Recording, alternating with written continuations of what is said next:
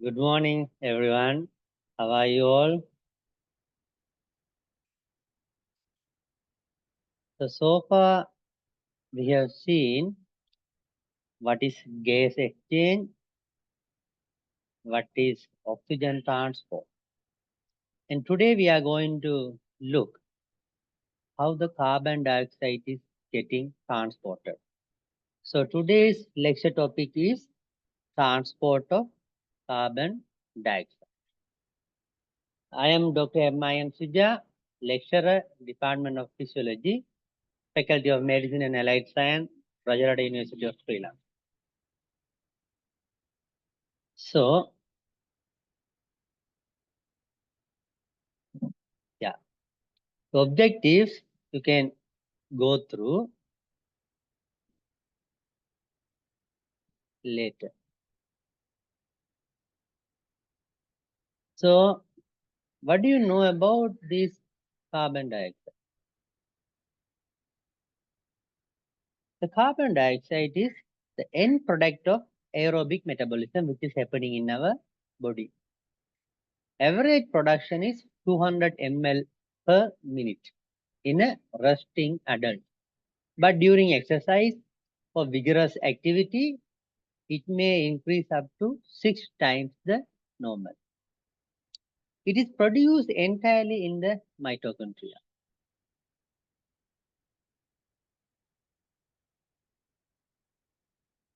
The carbon dioxide transport is easy to transport compared to oxygen.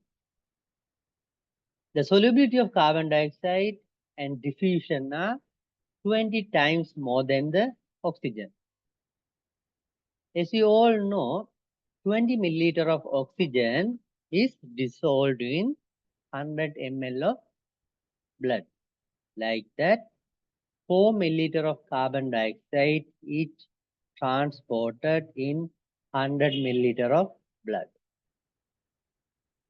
Because you know, the normal at rest tissue only utilize around 5 ml of oxygen per 100 milliliter of blood. So this is just a graph which show at the arterial end of the is the pulmonary circulation. This is your alveolus. The carbon dioxide is 45. So from here, because of the diffusion, this carbon dioxide is diffused to the alveoli and come to an equilibrium. Then at the end of the venous point, the pressure is 40. So if you see the blood partial pressure of carbon dioxide, it gradually decreasing from 45 to 40. This again explain the same thing.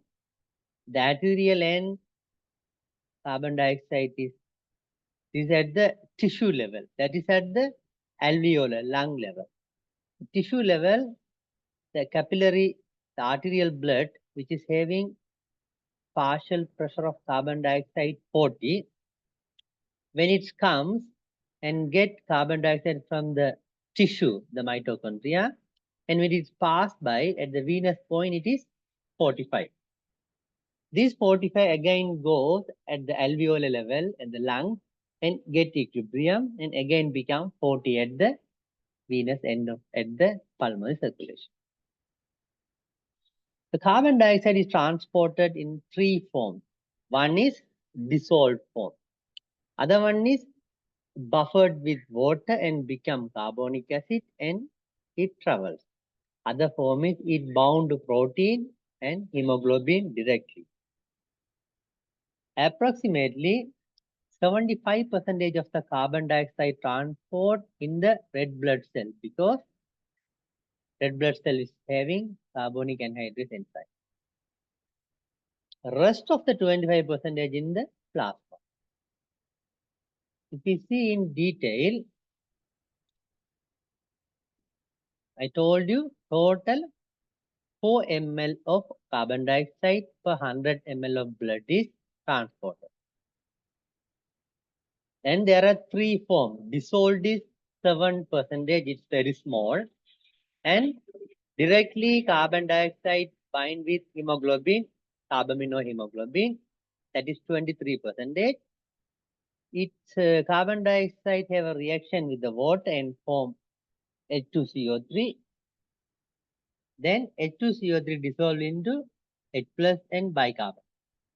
So that is 70%. So most of the carbon dioxide is transported in the form of bicarbonate in the body. That is 2.7 milliliter per 100 ml of blood. The fate of carbon dioxide in the RBC. As I say, we have carbonic anhydrous in the RBC. So carbon dioxide react with water, form bicarbonate, and it dissolved into H plus and no, this is carbonic acid H2CO3. It dissolved in the H plus and bicarbonate. Then this H plus is bound with hemoglobin because H plus is unable to diffuse through the cell membrane. So in the cell, because everything is happening inside the red blood cell, the H plus is cannot dissolve through the red blood cell membrane, so it will bound with the hemoglobin. But bicarbonate is there. Bicarbonate is exchanged with chloride. So the bicarbonate going outside from the red blood cell, instead of that, chloride is coming in. That we called chloride shift.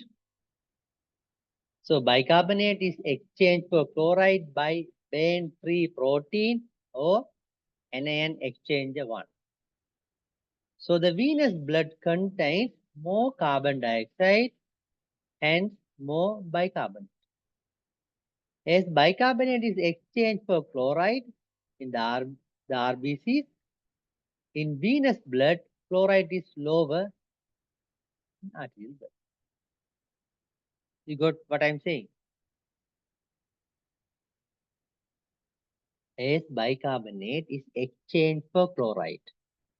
So the RBCs in the venous blood, chloride is lower than arterial blood. Okay? So this phenomenon is called chloride shift.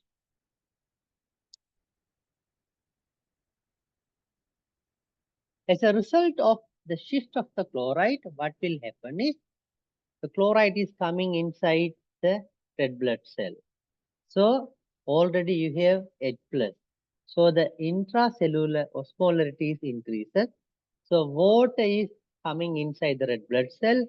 It makes the red blood cell size to become larger. It swell and it increases the mean corpuscular volume of the red blood cell. So in the venous blood, usually the hematocrit is increased 3% than the arterial blood. And venous RBCs are more fragile and chloride content of the RBCs in the venous is high. That is what they say. As bicarbonate is exchanged for chloride, in venous, chloride is high. The arterial, it is low.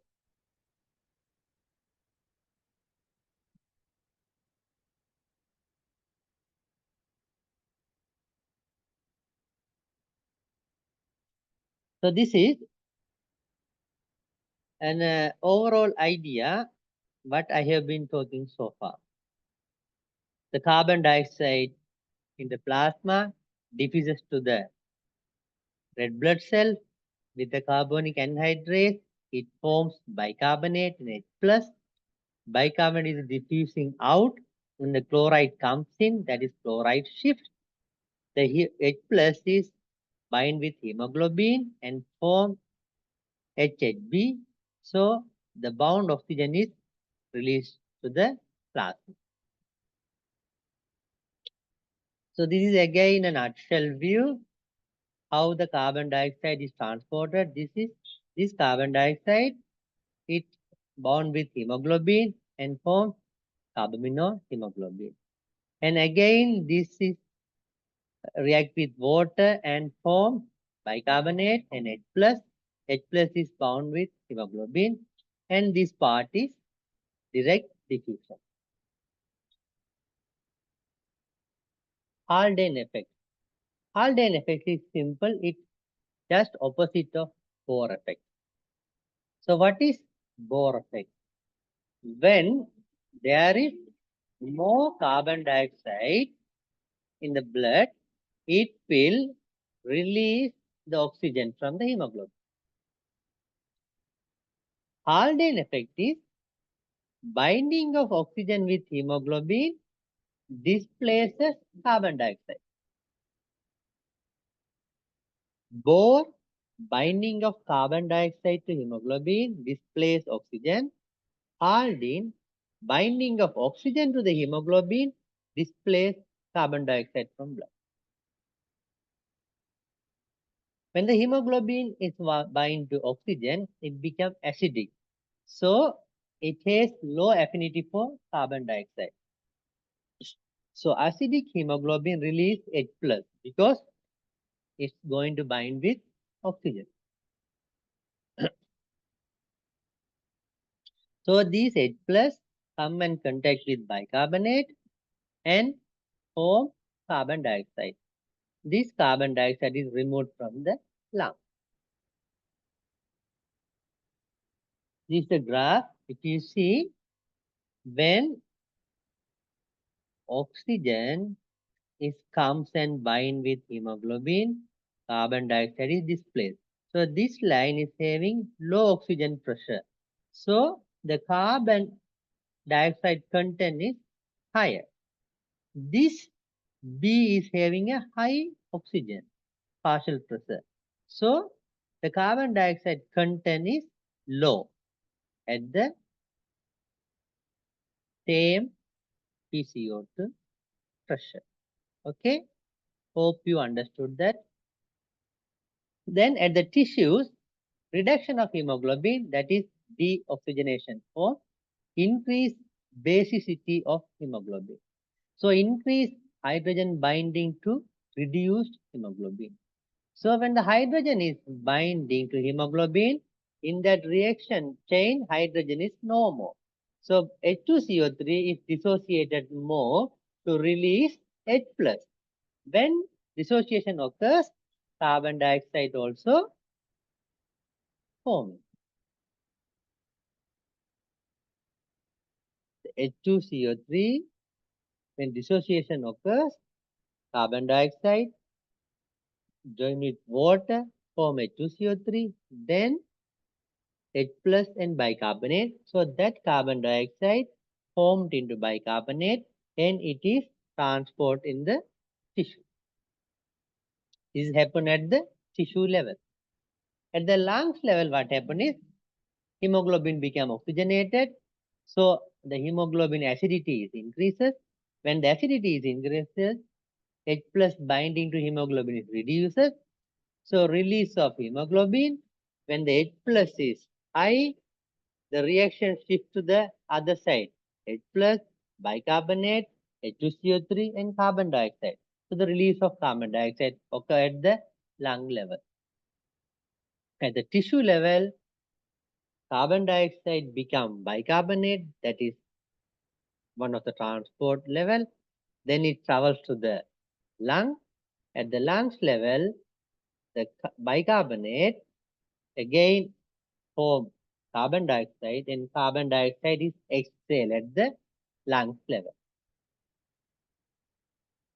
Then the blood pH and carbon dioxide.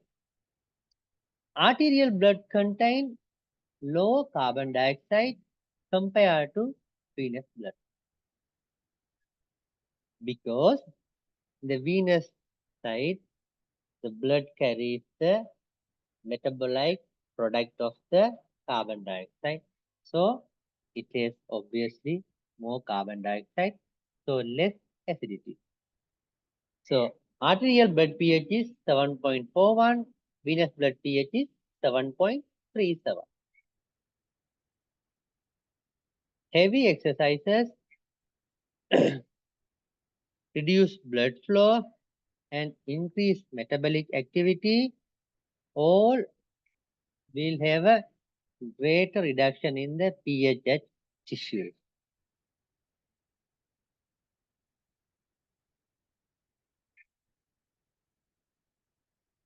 So the respiratory regulation of acid-base balance, we will be learning in detail during your regulation of the respiration. That is my lecture. I will do that just for an overall idea. The regulation is you have to control carbon dioxide.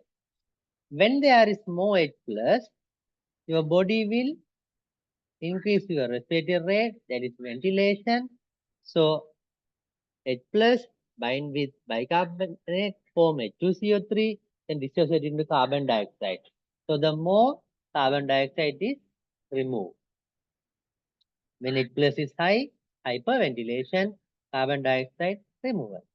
When H plus is low, hypoventilation and reduce the removal of carbon dioxide. So when blood pH levels increase, that means alkalosis, you have to reduce your ventilation to keep carbon dioxide to add more acid to the alkalotic level. So these things don't get confused. I will just go through this. I will explain you very clearly in our regulation of respiration lecture. So the dissolved carbon dioxide, it is another form, the less percentage of the form. And carbon dioxide is 20 times more soluble than oxygen. And you know Henry's law, I explained that. So the value depend upon temperature. When more temperature, the lesser amount of carbon dioxide is dissolved. So the relationship between temperature and the carbon dioxide dissolving is inversely proportional. When temperature increases, dissolving of the carbon dioxide reduces. Carbon dioxide bound is carbamate. That is, carbon dioxide is directly bound with hemoglobinase, carbamino, hemoglobin. This reaction is reversible. Amount of carbon dioxide bound as carbamate depend on oxygen saturation of the hemoglobin and H plus concentration. This is again just a figure shows you how the carbon dioxide 23% is directly bound with hemoglobin, carbamino hemoglobin. 7% is dissolved. 70% is bind with water with the help of carbonic anhydrase, form H plus and bicarbonate. And this bicarbonate is released and it has a chloride shift. And this H plus again comes and bind with hemoglobin and it releases the oxygen. So this is the overview summary of what happens for the carbon dioxide transport in the blood. There's a carbon dioxide dissociation curve. Don't get confused with that. That says whenever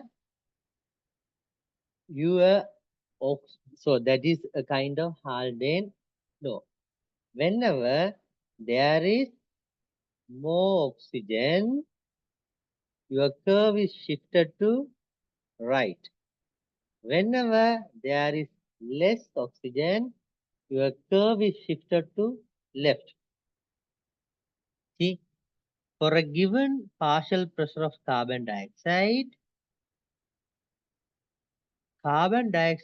content increases as CO₂ falls and the partial pressure of oxygen is falling, your carbon dioxide content is increased for a given partial pressure of carbon dioxide.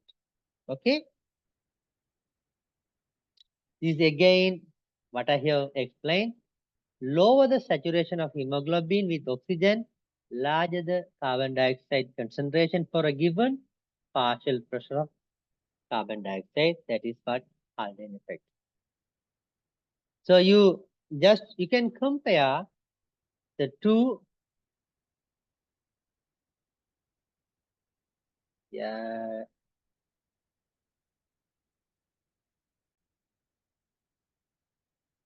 So here you can compare the two dissociation curve. This is oxygen hemoglobin dissociation curve. It has a sigmoid shape. This is carbon dioxide hemoglobin dissociation curve. Okay. Carbon dioxide content is rises throughout the increase in partial pressure. Oxygen content rises more steeply until a point at which the hemoglobin is fully saturated. After that, this is flat. But the carbon dioxide curve is more linear than the oxygen dissociation curve. Okay, just know it. Sometimes they may ask you in the OSP and they want you to elaborate what's the difference or what is the cause of the difference like that. Okay. So these are just a summary. I have attached this for you. Just go through this. It will give things like a gist. And you should know the difference between Bohr effect and Haldane effect.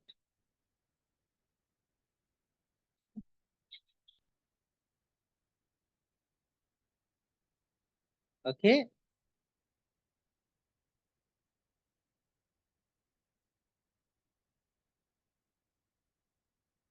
Now we will look into acid-base disturbances and what will happen for the respiration to compensate that.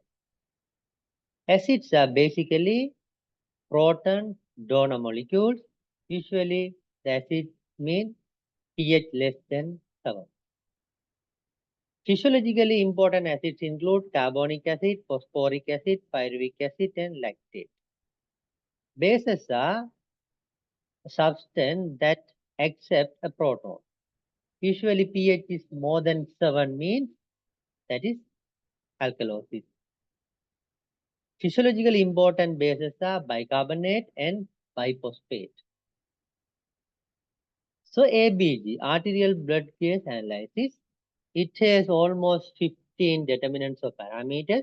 What you need to know is the pH, bicarbonate, partial pressure of carbon dioxide, and partial pressure of oxygen.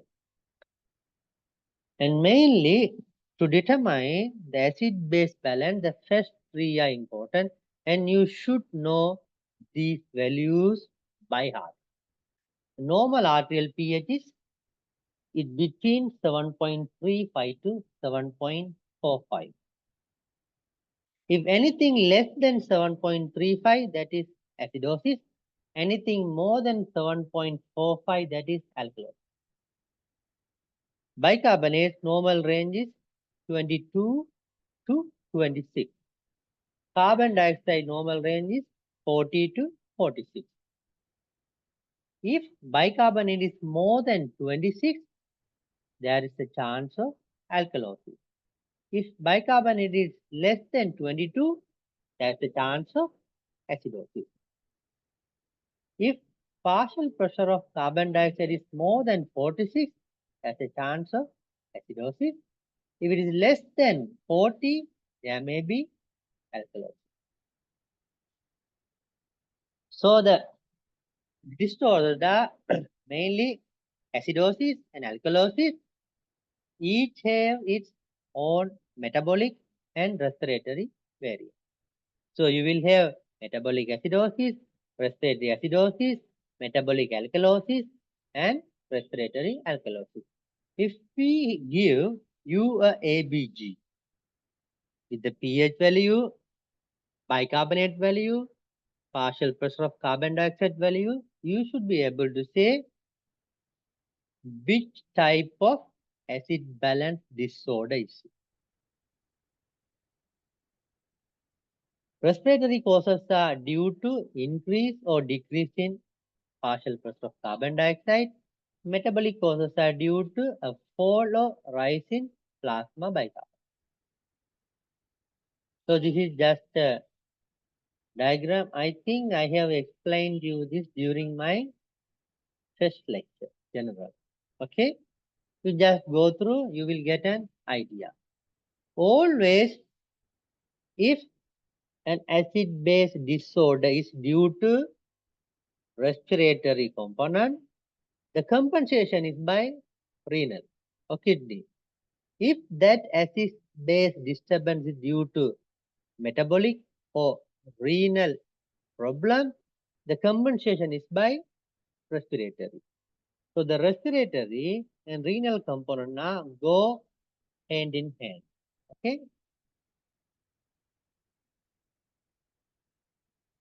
So it says in the normal alveolar ventilation, the pH is normal.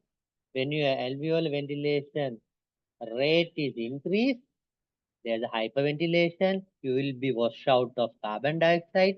So H plus level is reduced. So alkalosis pH is increasing. This is other way around. And with the alveolar ventilation, when it is reducing, carbon dioxide washout is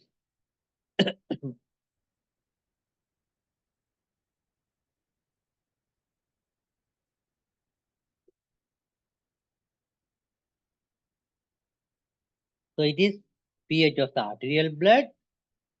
So this is alveolar ventilation.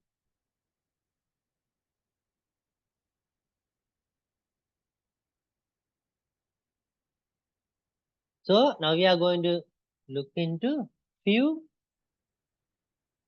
cases. So now you are going to tell the answer for me.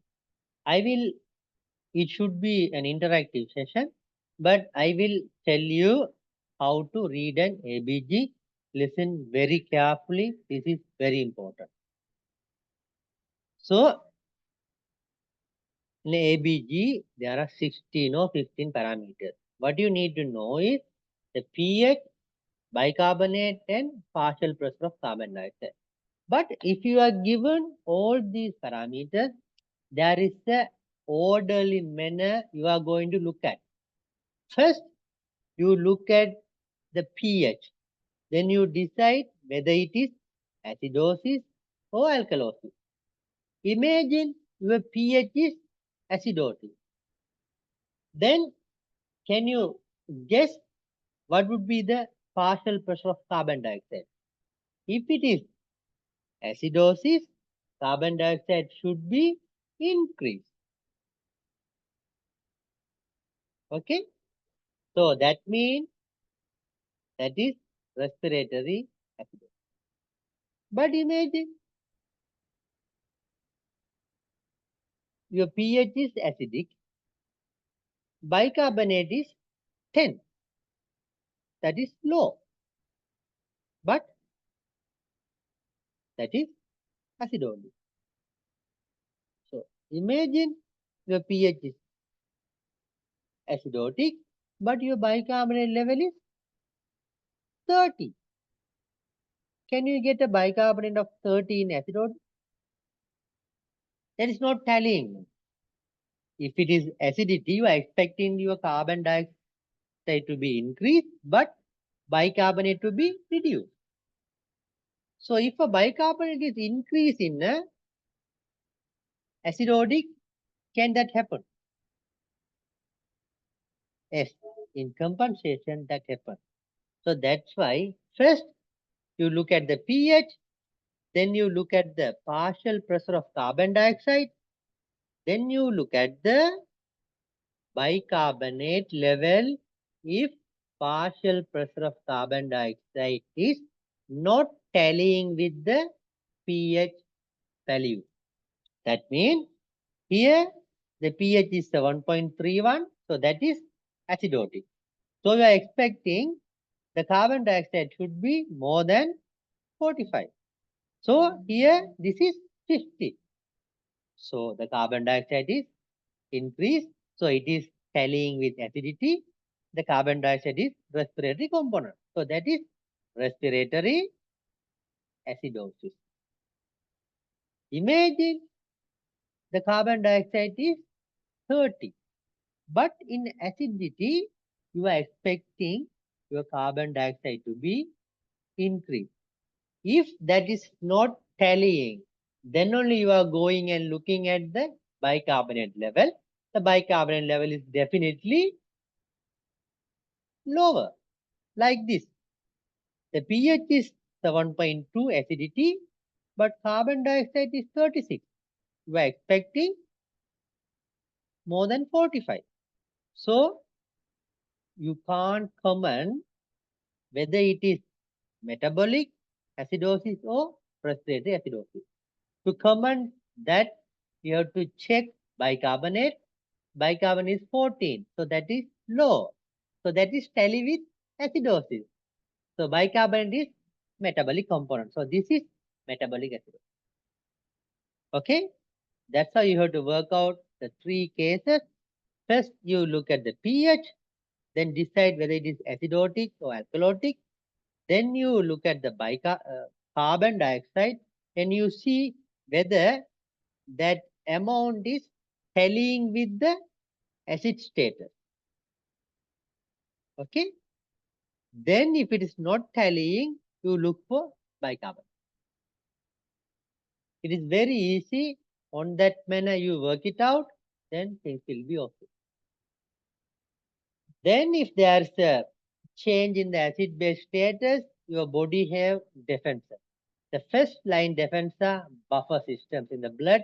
Within seconds, it will active. Second defense is a respiratory alteration. It will take few minutes. Third defense is the renal alteration in the H plus and bicarbonate. It will take hours to days. So respiratory acidosis is caused by hypercapnia. That means increased carbon dioxide mainly due to hypoventilation. So it is characterized by a reduce in the pH and increase in the PCO2, that is partial pressure of carbon dioxide. The few causes are obstruction of the air passage, emphysema, pneumonia, pulmonary edema, and collapse of the lung. So, how the body is compensate for this respiratory acidosis? So, acidosis means some kind of acid is there. Either you are going to remove the acid or you are going to add or retain more base. So, initial buffering by blood buffers and excess H plus is secreted by the kidney. Because I said it is respiratory acidosis, the compensation is mainly via kidney.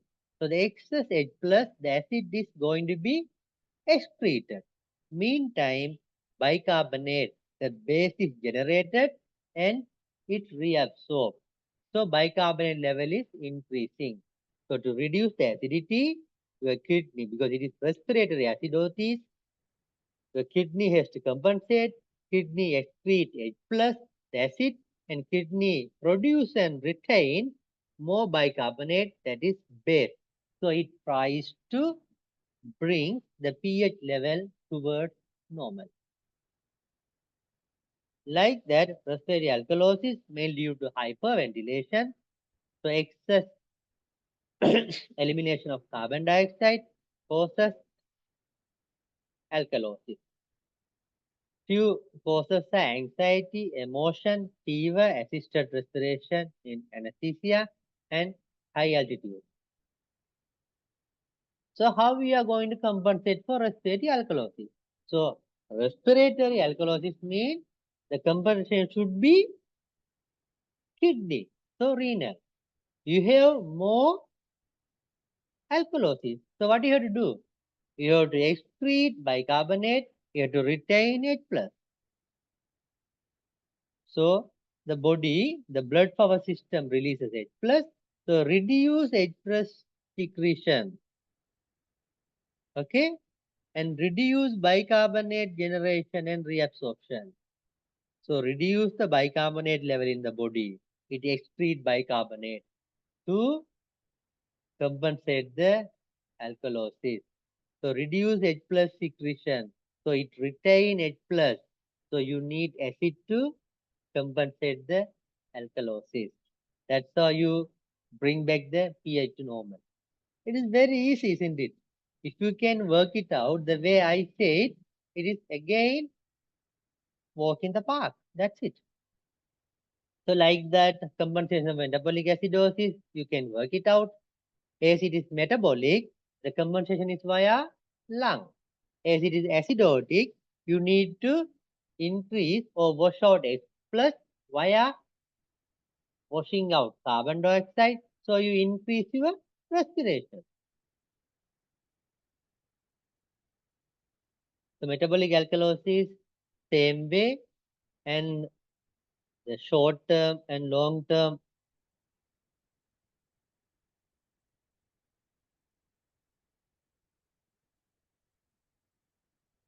Wait, there is some technical issues.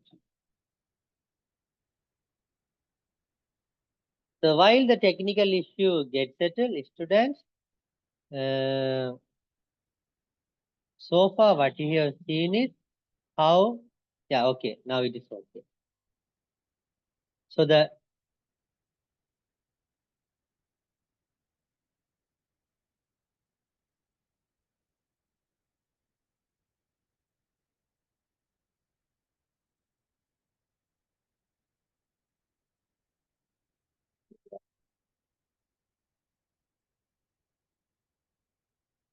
okay, I will come to that.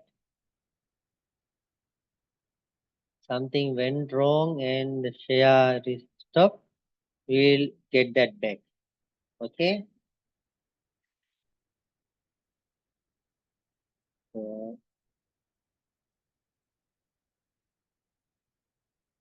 okay, now we will.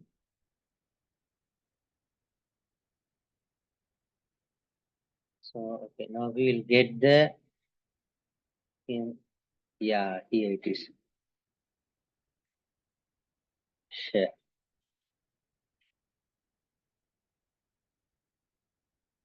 So where are we? We almost come to an end. Okay, I think yeah. We are somewhere there. So when it's the compensation of respiratory alkalosis is, yeah, that is we have seen. The metabolic acidosis is by the lung. So lung will compensate via increase in the respiratory rate. In the long term, the kidney will increase H plus secretion and increase bicarbonate absorption because it is acidity. It's going to make it or reduce the acidity via increase the base or excrete the acidity. And compensation of metabolic alkalosis, so same way you can work it out. And this is a nomogram. It is very easy. But I will explain one component. Is this in your Ganong book? If you are interested, just go and have a look. If you can understand that, then this lecture, it is nothing for you. You understood everything. This is normal. At normal, the pH is 7.4 now. Your bicarb is 24. Your carbon dioxide is, sorry, H plus is 40. So these are the parameters. When there is alkalosis, what will happen? Your arterial blood pH is increases. When there is alkalosis, your bicarbonate also increases. So it is increases. But H plus should reduce. So it is reducing from here to here. So that is metabolic alkalosis. Like that, if you can work out for every limb, then that is perfect. This is again a normal chart, the summary of that. And do you have any question? As you all are my brilliant students, I believe you understood everything clearly. As I always say, may peace be upon you. If you have any doubt, you can contact me via email or WhatsApp. And with that, we are finishing the lesson. And thank you very much. Have a nice day.